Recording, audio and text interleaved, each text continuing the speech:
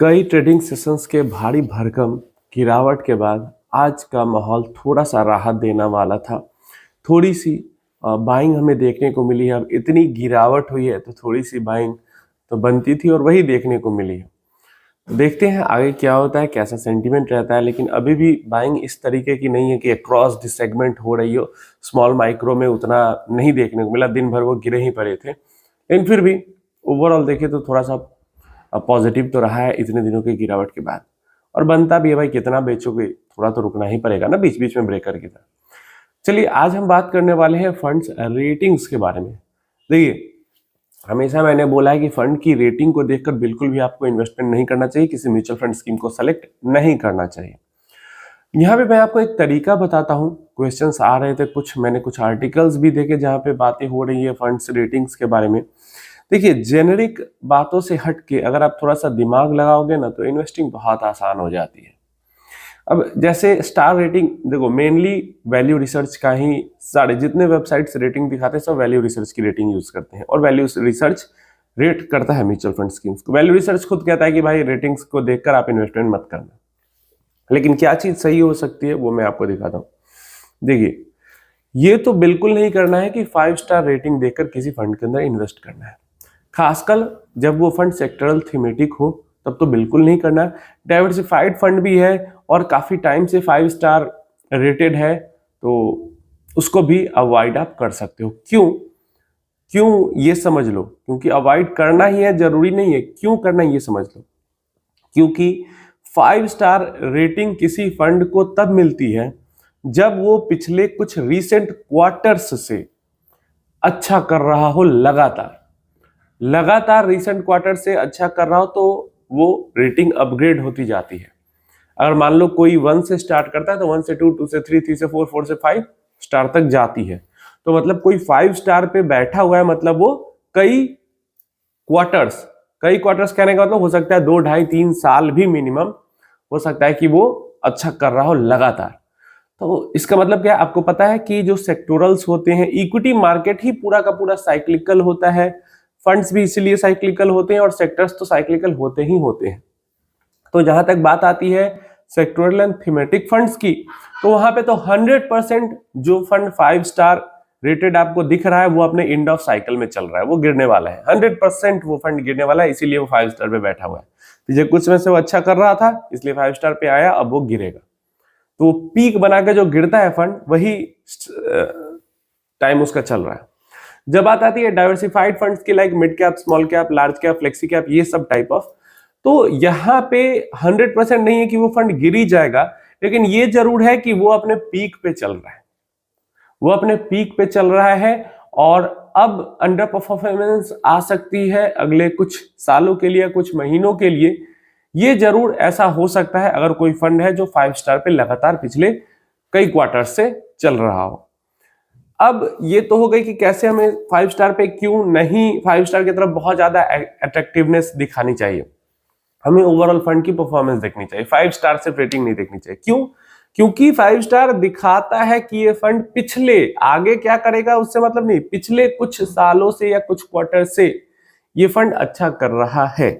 समझ रहे हो? क्योंकि कुछ क्वार्टर्स जब अच्छे जाते हैं तभी रेटिंग्स 1 पॉइंट अपग्रेड हो जाती है। तो ऐसे में 1 स्टार से 5 स्टार तक पहुंचने के लिए साल बीत जाते हैं, और वैसे में साइकिल भी एंड होने पे अपने पोजीशन पे पहुंच जाता है। तो ज्यादातर टाइम में यही होता है। सेक्टोरल थीमेटिक में तो हमेशा, डाइवर्सिफाइड में ज्यादातर टाइम, 100% टाइम नहीं होता लेकिन ज्यादा टाइम होता है कि 5 स्टार फंड्स पहुंचते हैं और फिर उसके कुछ महीनों बाद उनकी परफॉर्मेंस डाउन होती है, क्योंकि एंड ऑफ साइकिल है ना। एक साइकिल 2 साल तक खींचेगा, 2.5 साल, 3 साल तक खींचेगा, फिर 1, 1.5 साल, 2 साल के अंदर परफॉर्मेंस आती ही आती है। इक्विटी मार्केट ऐसे ही काम करता है, हर स्कीम ऐसे ही काम करता है।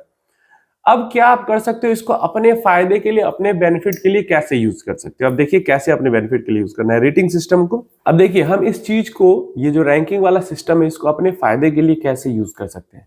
फर्स्टली आप ये समझ लीजिए, अगर हमें एक लॉन्ग टर्म में अच्छा परफॉर्म करने वाला फंड मिल जाता है तो हमें किसी चीज से कोई फर्क नहीं पड़ता है। बट लेकिन अगर आप चाहते हो, किसी भी रीजन से आप चाहते हो कि नहीं मैं फंड के राइज के टाइम पे उसके अंदर इन करूं, लॉन्ग टर्म होल्डिंग रखनी है फिर भी राइज के टाइम पे इन करूं, फॉल के टाइम पे या कंसोलिडेशन के टाइम पे उस फंड के अंदर एंट्री न लूं, मतलब ठीक है एसआईपी करते रहेंगे, लेकिन शुरुआत हम ऐसे टाइम पे करें जहां से फंड राइज करने वाला। तो इसको आप पकड़ने के लिए आपको तो पहले तो एक अच्छा फंड ढूंढना होगा जो पिछले कुछ सालों से अच्छा न कर रहा हो और उसकी रैंकिंग डाउन हुई हुई, ठीक है। तो कोई अच्छा फंड है वो अगर आपको 2 स्टार की रेटिंग पे दिख जाता है और जब उसका रेटिंग अपग्रेड होता है 2 से 3 स्टार तो हम उसको पकड़ सकते हैं।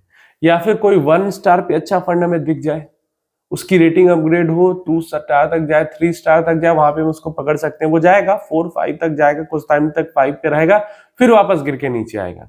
हर फंड ऐसे ही ऊपर नीचे करके चलता है।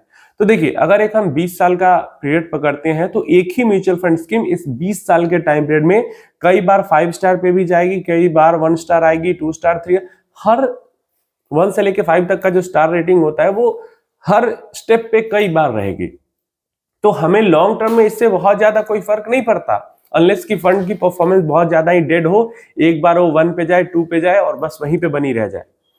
कुछ फंड हाउसेस हैं जिनके फंड्स कुछ कैटेगरी के हैं जो एक बार 1 2 पे हैं और मतलब 5 साल पहले भी वही थे, 10 साल पहले भी थे, आज भी वही है।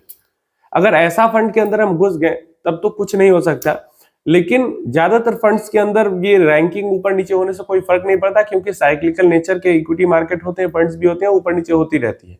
बस आपको किसी रीजन से चाहिए कि भाई मैं राइज के टाइम पे पकड़ू फंड को, तो आपको वही देखना होगा कि फंड की लॉन्ग टर्म परफॉर्मेंस अच्छी है, लेकिन रिसेंट क्वार्टर की परफॉर्मेंस खराब होने के कारण उसकी रेटिंग नीचे आ चुकी है, 1 स्टार 2 स्टार तक आ चुकी है, और जैसे ही वो 3 स्टार तक अपग्रेड होती है हम उसके अंदर एंट्री कर सकते हैं एंड फंड का जो राइज वाला पूरा फेज है उसको पकड़ सकते हैं। कोई स्विंग ट्रेडिंग भी करना चाहता है अगर तो इस तरीके से यूज कर सकता है। 5 स्टार रेटेड फंड के अंदर बिल्कुल एंट्री नहीं। स्विंग ट्रेडिंग वैसे 3 महीने 6 महीने, ये पूरा साइकिल अगर आप पकड़ना चाहते हैं 1 साल 2 साल 3 साल का, तो इस तरीके से इसको यूज किया जा सकता है कि फंड की रेटिंग जब कम हो तो उसके अंदर एंट्री करें और फंड की रेटिंग जब 5 स्टार तक पहुंच जाए तो वहां से निकल जाए। इसको इस तरीके से भी यूज कर सकते हैं। कोई ये बस मजा करने की चीज है। मैं अभी भी कहता हूं कि लॉन्ग टर्म में इससे कोई फर्क नहीं पड़ता। आपको रेटिंग देखकर फंड चुनना नहीं है, कोई भी स्ट्रेटजी लगाओगे कोई लॉन्ग टर्म में फर्क नहीं पड़ेगा, रिटर्न ऑलमोस्ट उतना ही बनेगा जितना एक अच्छा सा फंड पकड़ के और उसके अंदर बने रह जाते हो लॉन्ग टर्म तक। लेकिन बहुत सारे लोगों के अंदर क्यूरियोसिटी होती है, तो भाई इस तरीके से आप यूज कर सकते हो। अगर फंड के राइज के फेज को पकड़ना चाहते हो तो आपको फंड के वर्स्ट फेज में एंट्री करनी होगी। अगर आप फंड जब 5 स्टार रेटेड है उसी टाइम पे एंट्री कर रहे हो तो फंड तो ऑलरेडी अपने ग्लोरी के फेज में है। जब फंड अपने डिक्लाइन के फेज में है तब घुसोगे, तभी तो ग्लोरी के फेज में निकल के मतलब प्रॉफिट बनेगा, जो लोग भी इस टाइप की चीज करना चाहते हो। नहीं तो आराम से इन्वेस्ट करो और इन्वेस्टेड रहो। तो रेटिंग्स देखकर डिसाइड मत करो, लॉन्ग टर्म परफॉर्मेंस देखो। रेटिंग थोड़ा डाउन हो तो और ज्यादा बेहतर है।